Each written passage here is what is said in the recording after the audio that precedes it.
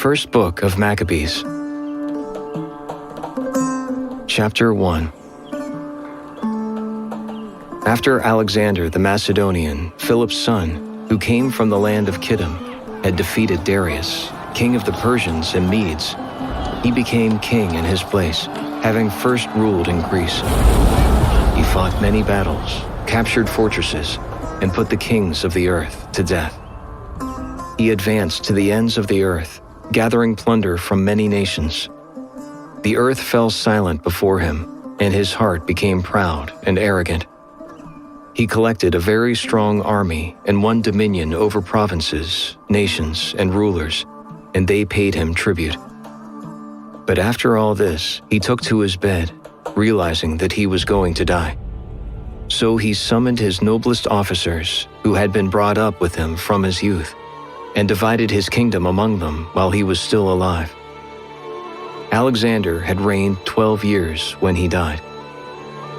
So his officers took over his kingdom, each in his own territory, and after his death, they all put on diadems, and so did their sons after them for many years, multiplying evils on the earth. There sprang from these a sinful offshoot, Antiochus Epiphanes, son of King Antiochus, once a hostage at Rome.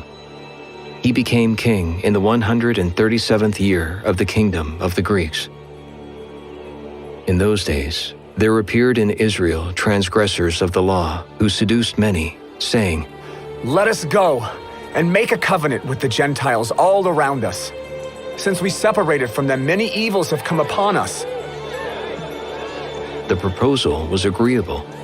Some from among the people promptly went to the king, and he authorized them to introduce the ordinances of the Gentiles. Thereupon, they built a gymnasium in Jerusalem according to the Gentile custom. They disguised their circumcision and abandoned the Holy Covenant. They allied themselves with the Gentiles and sold themselves to wrongdoing. When his kingdom seemed secure, Antiochus undertook to become king of the land of Egypt and to rule over both kingdoms. He invaded Egypt with a strong force, with chariots, elephants, and cavalry, and with a large fleet, to make war on Ptolemy, king of Egypt. Ptolemy was frightened at his presence and fled, and many were wounded and fell dead. The fortified cities in the land of Egypt were captured, and Antiochus plundered the land of Egypt. After Antiochus had defeated Egypt in the 143rd year, he returned and went up against Israel and against Jerusalem with a strong force. He insolently entered the sanctuary and took away the golden altar, the lampstand for the light with all its utensils, the offering table, the cups and bowls, the golden censers, and the curtain. The cornices and the golden ornament on the facade of the temple, he stripped it all off, and he took away the silver and gold and the precious vessels. He also took all the hidden treasures he could find. Taking all this, he went back to his own country. He shed much blood and spoke with great arrogance, and there was great mourning throughout all Israel, and the rulers and the elders groaned. Young women and men languished, and the beauty of the women faded. Every bridegroom took up lamentation, while the bride sitting in her chamber mourned, and the land quaked on account of its inhabitants, and all the house of Jacob was clothed with shame. 2 years later, the king sent the Mysian commander to the cities of Judah, and he came to Jerusalem with a strong force. He spoke to them deceitfully in peaceful terms, and they believed him. Then he attacked the city suddenly in a great onslaught and destroyed many of the people in Israel. He plundered the city and set fire to it, demolished its houses and its surrounding walls, and they took captive the women and children and seized the animals.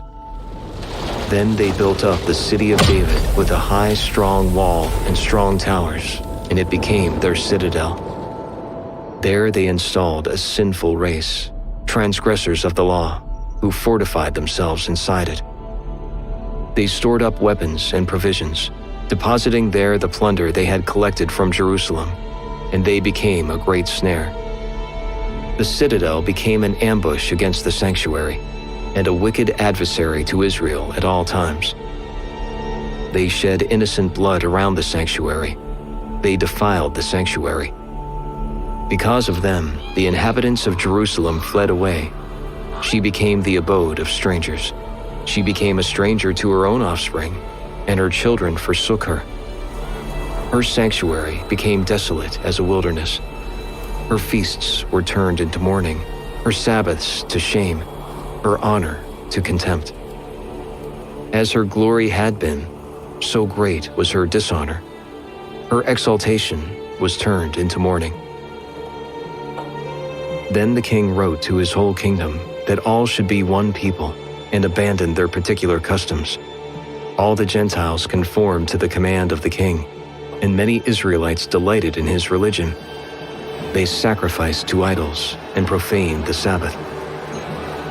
The king sent letters by messenger to Jerusalem and to the cities of Judah, ordering them to follow customs foreign to their land, to prohibit burnt offerings, sacrifices, and libations in the sanctuary, to profane the Sabbaths and feast days, to desecrate the sanctuary and the sacred ministers, to build pagan altars and temples and shrines, to sacrifice swine and unclean animals, to leave their sons uncircumcised, and to defile themselves with every kind of impurity and abomination, so that they might forget the law and change all its ordinances. Whoever refused to act according to the command of the king was to be put to death. In words such as these he wrote to his whole kingdom. He appointed inspectors over all the people, and he ordered the cities of Judah to offer sacrifices, each city in turn. Many of the people, those who abandoned the law, joined them and committed evil in the land. They drove Israel into hiding, wherever places of refuge could be found. On the 15th day of the month Kislev, in the year 145, the king erected the desolating abomination upon the altar of burnt offerings, and in the surrounding cities of Judah they built pagan altars. They also burned incense at the doors of houses and in the streets. Any scrolls of the law that they found, they tore up and burned. Whoever was found with a scroll of the covenant, and whoever observed the law, was condemned to death by royal decree. So they used their power against Israel, against those who were caught each month in the cities. On the 25th day of each month, they sacrificed on the pagan altar that was over the altar of burnt offerings. In keeping with the decree, they put to death women who had their children circumcised, and they hung their babies from their necks. Their families also, and those who had circumcised them, were killed. But many in Israel were determined and resolved in their hearts not to eat anything unclean.